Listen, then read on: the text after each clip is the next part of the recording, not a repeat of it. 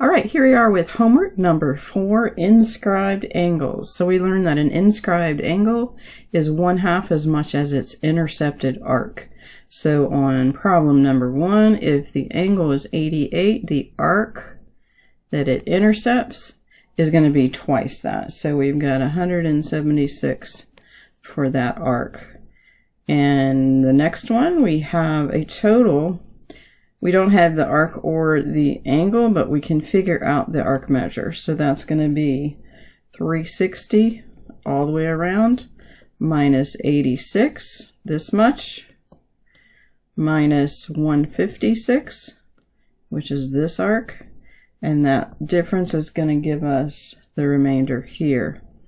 And then it's asking for the angle measure, WXY. So that's going to be half the total. So that would be, this looks like it's 118.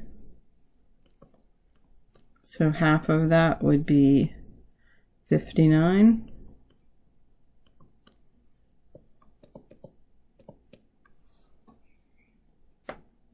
Okay. And next one. We are given a right, no, we don't know it's a right angle, but we can figure that it is, because this F is intercepting a diameter, so that means it's a right angle. And we need to find out the measure of FE. Okay, so that means if we, if we can get this angle, FDE, we can know the arc of FE. All right, well, what do we know here? We've got a triangle with two sides. So 180 minus 90, of course, is 90, minus the 63 for this angle is going to give us a leftover of 27 degrees for the angle. So this angle is 27 degrees. And then twice that for the arc is going to give you 54 degrees. So this angle has an intercepted arc FE. All right, rolling along. Now, first and second period, we didn't get to talk about this section, but the general idea is if I have a quadrilateral, a four-sided figure inscribed inside a circle, then the opposite angles are supplementary. So these two are going to equal 180, and these two are going to equal 180. So that was the part of the notes that we didn't get to talk about in first and second period. But the idea then would tell us that we need angle A, so that's just across from 108. So that leaves us 79 degrees. And angle B across from 68, so that gives us a 112.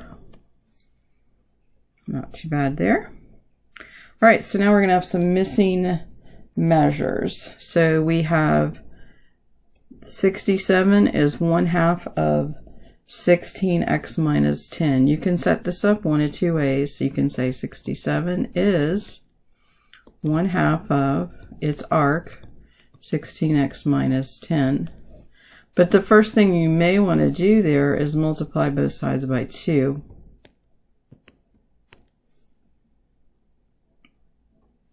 And that would give us let's see, 134 equals 16x minus 10. Or you could have distributed the 1/2, and then that would give you 67 equals 8x minus 5. Or you could just set it up originally, twice of 67 equals 16x minus 10. So 3 ways you could have started this problem. Okay? And then the next job is just to solve for x. So let's just continue with this way.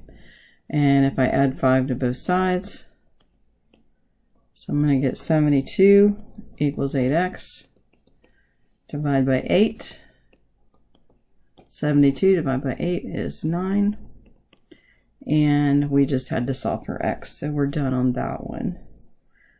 All right, I'm going to pause here. Let me do one more, and then I'll pause and put you on a second video.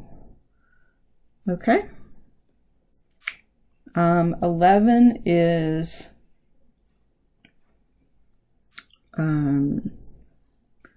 let's see, we're just needing to solve for x. So if this is the angle, its intercepted arc is over here. We don't know that measure, so again, we're going to have 360 minus 87 minus 39. All right, and all of that is going to equal 234. So all of this arc is 234 degrees. So that means angle CBA or ABC is half of that. So we again can say 5x plus 2.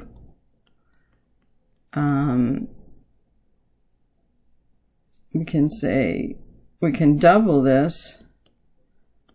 2 of the angles equals 1 of the arc, or you could say 5x plus 2 equals half of the arc.